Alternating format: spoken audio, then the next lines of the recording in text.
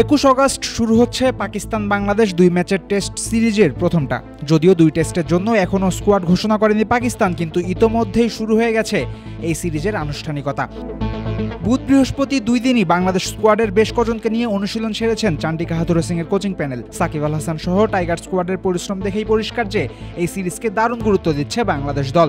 এই সিরিজটাও গুরুত্ব পাচ্ছে পাকিস্তান শিবিরেও। পাকিস্তানের সাদা পোশাকের ক্যাপ্টেন শান মাসুদের কথাতেই পাওয়া গেছে এমন ইঙ্গিত।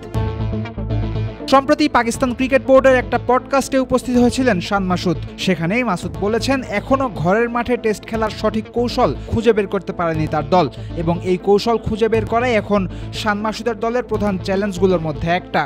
একেবারে সত্যি কথা যদি বলি, ঘরের মাঠে যেহেতু ভিন্ন ভিন্ন দলের সঙ্গে ভিন্ন ভিন্ন সময়ে খেলেছি, আমরা এখনো নিজেদের সেরা কৌশল খুঁজে নিতে পারিনি, যে কৌশল আমাদের ব্যাটিং বোলিং ও আমাদের খেলার ধরনের সঙ্গে যায়।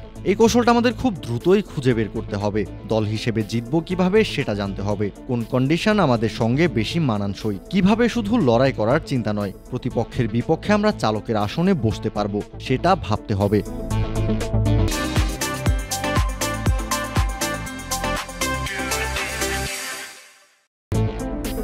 একটা দল নিজের ঘরের মাঠে কিভাবে খেলবে সেটাই জানে না, এও কি সম্ভব নাকি? এমন প্রশ্ন আসতেই পারে শান মাসুদের কথা শুনে, কিন্তু আদতে শান মাসুদের কথাই ভুল নাই খুব একটা। মূলত নিরাপত্তাজনিত কারণে দীর্ঘদিন ধরে পাকিস্তানে আন্তর্জাতিক ক্রিকেট ছিল নিষিদ্ধ। 2019 সাল থেকে আবার নিয়মিত আন্তর্জাতিক ক্রিকেট চলছে পাকিস্তানে। 2019 থেকে গেল 5 বছরে ঘরের মাঠে 13টা টেস্ট খেলেছে পাকিস্তান। সেই 13 টেস্টেও পাকিস্তানের প্রতিপক্ষ ছিল 6টা ভিন্ন দেশ।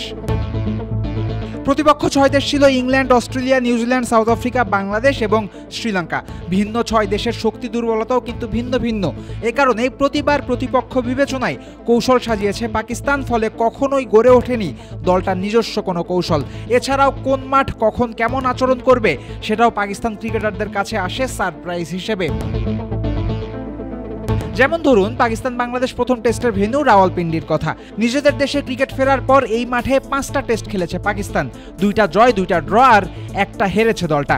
কিন্তু এক এক ম্যাচে এই মাঠের আচরণ ছিল এক এক রকম। 2022-এর মার্চে এই মাঠে হওয়া পাকিস্তান অস্ট্রেলিয়া ম্যাচে 5 দিনে পড়েছিল মোট 14টা উইকেট। আবার একই মাঠে একই বছরের ডিসেম্বরে এক ম্যাচে 5 দিনে এসেছিল রেজাল্ট, জিতেছিল ইংল্যান্ড। এ কারণেই মূলত শান মাসুদ বলেছেন এখনও পিচ কন্ডিশন বুঝে নিজেদের মাঠে খেলার কোনো কৌশল বের করতে পারেনি তার দল। শুধু মাঠের কন্ডিশন নয়, নতুন কোচের অধীনে নতুন কৌশলও খুঁজতে হচ্ছে মাসুদের দলকে। এই সিরিজ দিয়ে কোচ হিসেবে পাকিস্তান অধ্যায় শুরু করছেন জেসন গিলেস্পি। এই কারণেই নতুন প্ল্যান নিয়ে নতুন লক্ষ্য অর্জনে ছুটতে চাইবেন এই অজি কোচ। কিন্তু নতুন কোচের সাথে মানিয়ে নিতে সামান্য হলেও বেগ পেতে হতে পারে পাকিস্তান ক্রিকেটারদের।